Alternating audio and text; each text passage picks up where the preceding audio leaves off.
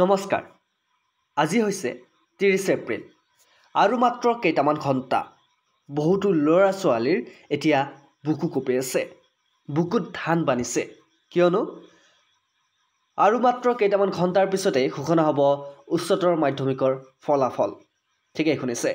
HS final result নমস্কাৰ সকলোকে স্বাগতম জনাইছো বিশ্বাস হিমন্ত উন্নতি গুৰুত্বপূৰ্ণ ভিডিঅ'লৈ আপোনালোকে যদি আমাৰ চেনেলত আজি প্ৰথমবাৰ নতুন আহিছে চেনেলটো এতিয়ালৈকে সাবস্ক্ৰাইব কৰা নাই সাবস্ক্ৰাইব কৰি ল'ব কাৰণ বহুত ইম্পৰ্টেন্ট আৰু দৰকাৰী ভিডিঅ' আমি সদায় লৈ আহোঁ এতিয়া সকলোৰে মনত এটা কথা আহিছে যে এছএছ ফাইনেলৰ ৰিজাল্ট কেতিয়া দিব ইতিমধ্যে আপোনালোকে গম পালে যে 30 এপ্ৰিল মই এই ভিডিঅ'টো বনাই আছো ৰাতি 1:39 মানে এতিয়া 30 এপ্ৰিল হৈ গৈছে ৰাতিপুৱা মৰ্নিং 9 বজাত তোমালোকৰ ৰিজাল্টসমূহ ঘোষণা কৰিব ঠিক আছে এতিয়া মই এই ভিডিঅ'টো এইখিনি সময়ত বনোৱাৰ এটাই কাৰণ হৈছে বহুতে খুদি আছিল ভয় খাই আছিল যে এইচএছ ফাইনেলৰ ৰিজাল্টৰ কাট অফটো নাইয়ে ইয়াতে কিন্তু গ্ৰেছ মাৰ্ক আমাক কিমান দিব কাৰণ এই গ্ৰেছ মাৰ্কৰ ওপৰত বহুতো ল'ৰা ছোৱালীৰ ডিপেন্ডেড হৈ থাকে আৰু হয়তো বহুতৰে মনত ভয় সৃষ্টি হৈ থাকে যে গ্ৰেছ মাৰ্ক নাপালে মই উত্তীৰ্ণ নহম নেকি ঠিক আছে প্ৰথম কথা হ'ল মই তোমালোকক প্ৰথমতে শুভেচ্ছা জ্ঞাপন কৰিছো অহা কাইলৈ যেহেতু তোমালোকৰ উচ্চতৰ মাধ্যমিকৰ ফলাফল ঘোষণা হ'ব সকলোৱে মোৰ ফালৰ পৰা বিশ্বাসী বন্ধুৰ তৰফৰ পৰা যাতে ভাল ফলাফল হয় তাকে কামনা কৰিছো ঠিক আছে সো ৰাতিপুৱা 9 বজাত তোমালোকৰ ৰিজাল্ট দিব ৰিজাল্টসমূহ তোমালোকে পাবা 9টা বজাত ৰিজাল্টসমূহ ক'ত চাব পাৰিবা আসাম হাই সেকেন্ডাৰী এডুকেশ্যন কাউন্সিলত তোমালোকে ৰিজাল্টসমূহ চাব পাৰিবা ঠিক আছে আসাম হাই সেকেন্ডাৰী এডুকেশ্যন কাউন্সিলত তোমালোকে ৰিজাল্টসমূহ ওয়েবসাইটত ৰিজাল্টসমূহ চাব পাৰিবা এটা বহুতে কৈ আছিল ৰিজাল্ট আজি দিব কালি দিব এনেকৈ বহুতে ফেক ভিডিও বনাই আছিল আজিলৈকে তোমালোকে ফেক ভিডিও পাই আহিছা কিন্তু এতিয়ালৈকে 100% তথ্য কোনেও দিয়া নাছিল আমি আপোনালোকক আজি শিক্ষামন্ত্ৰী ডাঙৰীয়া ৰনোজ পেগু ডাঙৰীয়া এখন তেখেতে পোষ্ট কৰা যিখন স্ক্ৰিনশ্বট সেই পোষ্ট স্ক্ৰিনশ্বটটো দেখুৱাই আপোনালোক দেখুৱাই দিছিল যে অহা কাইলৈ ৰিজাল্ট দিব 9 বজাত ঠিক আছে এটা ৰিজাল্ট দিব বুলি বহুতে ল'ৰা ছোৱালী খুৰা পাইছে কিন্তু এতিয়া সকলোৰে মনত প্ৰশ্ন আহিছে এইচএছ ফাইনেলৰ গ্ৰেছ মাৰ্ক কিমান দিব ঠিক আছে গ্ৰেছ মাৰ্ক কিমান দিব এটা গ্ৰেছ মাৰ্ক বুলি ক'লে তোমালোকে মন কৰিবা যে প্ৰতিটো সাবজেক্টৰে গ্ৰেছ মাৰ্ক তোমালোকৰ অকনমান বেলেগ হিচাপত দিয়ে ঠিক আছে মই তোমাক দেখুৱাই আছো ইয়াতে চোৱা হাইলাইট কৰা আছে the weightage may change depending on the subject what is the grace mark for Assam HS exam okay তোমালোকৰ যেটো সাবজেক্ট হে সাবজেক্টৰ ওপৰত গ্ৰেছ মাৰ্ক নিৰ্ভৰ হ'ব ঠিক আছে students will be giving grace mark if they are limited to 5% 4% and 3% of maximum marks for papers respectively for ABC graded what happen if a student scored an E grade in Assam HS exam okay so বহুতৰ মনত এনেকুৱা ধৰণৰ প্ৰশ্ন আহিছে ঠিক আছে so ইয়াতে তোমালোকে এটা কথা লিখি দিয়া আছে the Assam High Secondary Education Council has set a 7-point scale Assam SS grading system 2025 okay through which student will be awarded grades based on their performance and mark score student will also be provided with grade point depending on the marks they get student have to score a minimum of 30 marks in each subject with an overall a graded score of 30% to pass the Assam SS exam the passing marks for a practical based subjects are 30% for the theory part and 40% for the practical part there will be 5 subjects in total including 2 language paper and 3 main subjects as per the chosen stream the student must have perfect information about the grading system this is developed by the authorities so that perfect grades can be awarded to the students based on the number half marks that they have achieved in the board and exam so তোমালোকে এটা কথা মন কৰিছা so তোমালোকে এটা কথা মন কৰিছানে যে তোমালোকৰ প্ৰতিটোৰে সাবজেক্ট আছে হা 6টা কৈ সাবজেক্ট আছে তোমালোকৰ হাই সেকেন্ডাৰী সাবজেক্ট এটা কি এটা সাবজেক্ট ফোৰ্থ সাবজেক্ট যাব ঠিক আছে এটা সাবজেক্ট তোমাৰ মাইনাস হ'ব বা হেতু সাবজেক্ট বেয়া হলে তোমাৰ নাম্বাৰটো ধৰা নহয় টোটাল তোমালোকৰ হাই সেকেন্ডাৰীত কিমান মাৰ্কৰ কোৱেশ্চন পেপাৰ হয় 500 ঠিক আছে 500 ৰ ভিতৰত তোমালোকে প্ৰতিটো সাবজেক্ট পাস মাৰ্ক কিমান আছে তোমালোকে 30 পালে প্ৰতিটো সাবজেক্টতে পাস হ'ব পাৰিবা ঠিক আছে 30 পালে প্ৰতিটো সাবজেক্টতে পাস এতিয়া কথা হল যদি 29 পাই লৰা আটাই সেই লৰাজনে গ্ৰেস মাৰ্ক পাবনে 1 নম্বৰ ঠিক আছে যদি 28 পাই লৰা আটাই 2 নম্বৰ কাৰণে লৰাটো এটা সাবজেক্টত ফেল হ'ব নেকি আৰু এটা সাবজেক্টত ফেল হলে সেই 2 নম্বৰটো লগাই দিয়া হ'ব নেকি বহুতৰ মনত প্ৰশ্ন এতিয়া ইয়াতে এটা কথা আহিল যে এই গ্ৰেস মাৰ্কটো তোমালোকৰ ডিপেন্ডেন্ট হ'ব কেনেকৈ তোমালোকৰ স্কুল পাৰফৰমেন্সৰ ওপৰত ডিপেন্ডেন্ট হ'ব স্কুল পাৰফৰমেন্সৰ ওপৰত ডিপেন্ডেন্ট হ'ব তোমালোকৰ এটেন্ডেন্সৰ ওপৰত ডিপেন্ডেন্ট হ'ব ঠিক আছে তোমালোকৰ এটেন্ডেন্সৰ ওপৰত ডিপেন্ডেন্ট হ'ব আৰু তোমালোকে কিমান দায়বদ্ধ স্কুলখনৰ প্ৰতি বা তোমালোকৰ সাফ চিকুণতা তোমালোকৰ চাব ঠিক আছে তোমালোকৰ হ্যান্ড ৰাইটিং চাব বা তুমি বাকি কিটা সাবজেক্ট কিমান নম্বৰ পাইছা বাকি কিটা সাবজেক্টত তুমি কেনেকুৱা সেই কোৱালিটিখিনি চাব ঠিক আছে সেই কোৱালিটিখিনি চাইহে তোমাৰ নাম্বাৰটো 2 নম্বৰ এটাৰ কাৰণে যদি তুমি ফেল কৰিব লগা আছিল হয়তো তেওঁলোকে ইচ্ছা কৰি লগাই দিব পাৰে ঠিক আছে এইখিনি হল গেছ মাৰ্কছৰ সিস্টেম আৰু তোমালোকৰ গেছ মাৰ্ক বুলি ক'লে প্ৰেক্টিকেল মাৰ্কটো তোমালোকৰ আজিকালি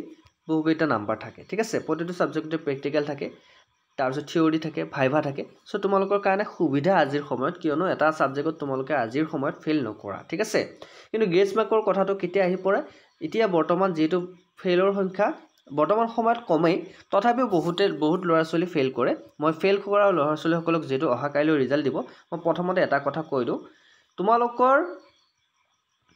অহা কাইলৈ ৰিজাল্ট দিব ঠিক আছে হয়তো তুমি 1 নম্বৰ 2 নম্বৰ কমৰ কাৰণে তুমি সাবজেক্টৰ লগতে তুমি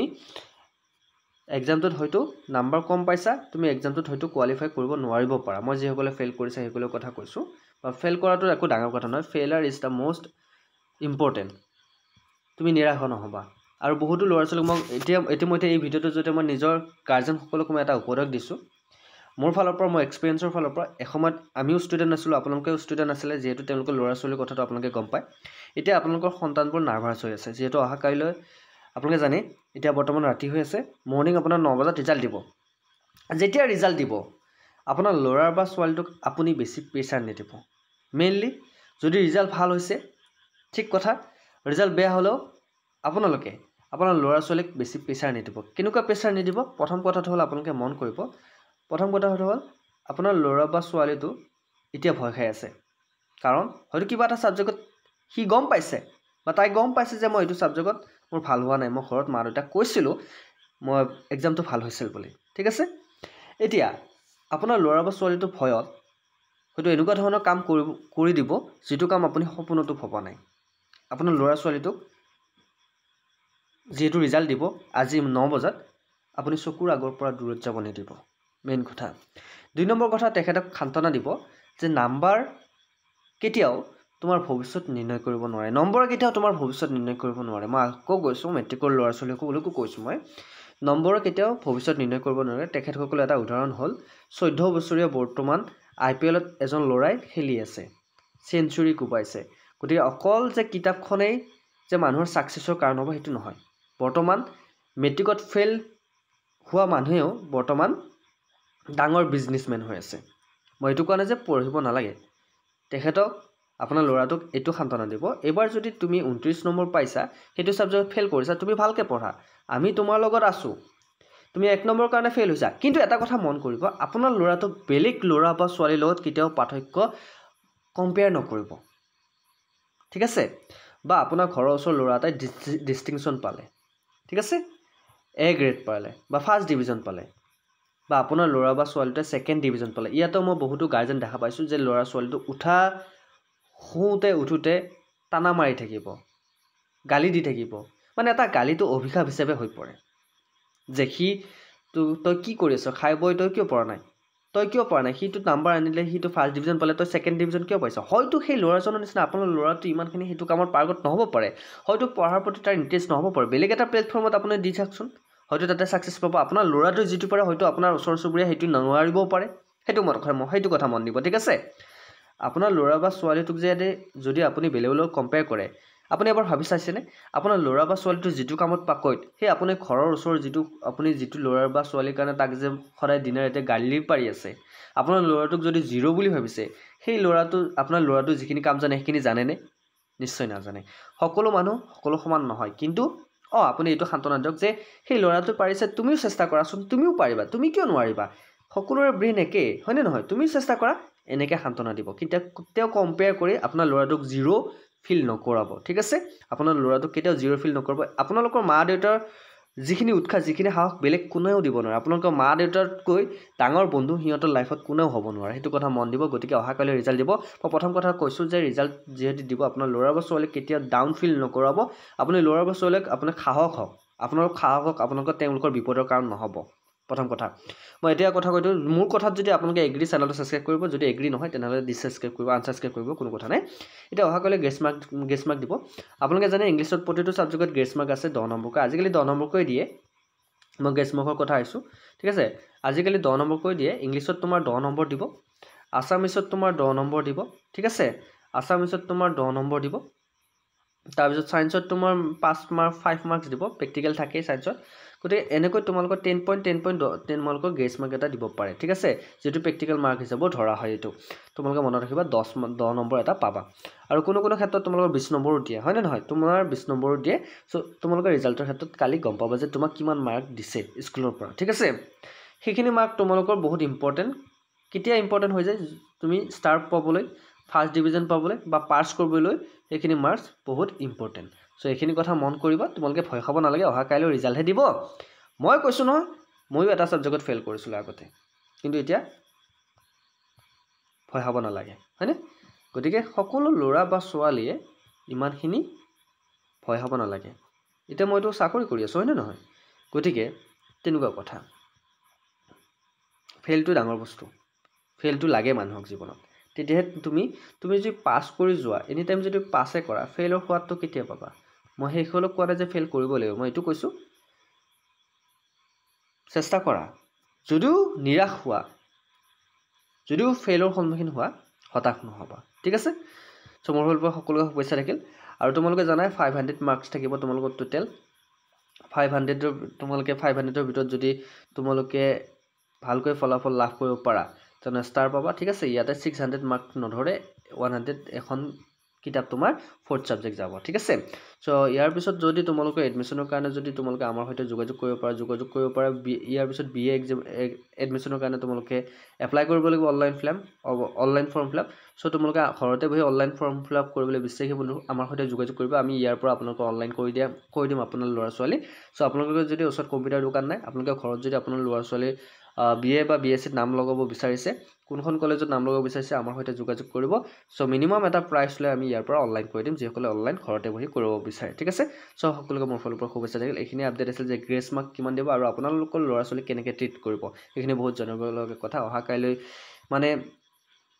ৰাতিপুৱা 9 বজাত আপোনালোকৰ ৰিজাল্টসমূহ দিব ঘোষণা হ'বই ৰিজাল্ট সো ৰিজাল্টসমূহ চেক কৰিব পৰা আসাম যিটো ৱেবছাইট আছে তাতে তোমালোকে ৰিজাল্টসমূহ চেক কৰিব পৰা সো তোমালোকে আশা কৰোঁ এইখিনি কথা তোমালোকে নিজৰ মা দেউতাই চাই আছে সো নিজৰ ল'ৰা ছোৱালী তোমালোককো কৈছোঁ যে তোমালোকে কালি ৰিজাল্ট দিব যিহেতু মানে মোৰ ৰাতিপুৱা ৰিজাল্ট দিব যিহেতু তোমালোকে কতো নাযাব ঘৰৰ পৰা তোমালোকৰ মা দেউতাৰ ওচৰত থাকিব ৰিজাল্ট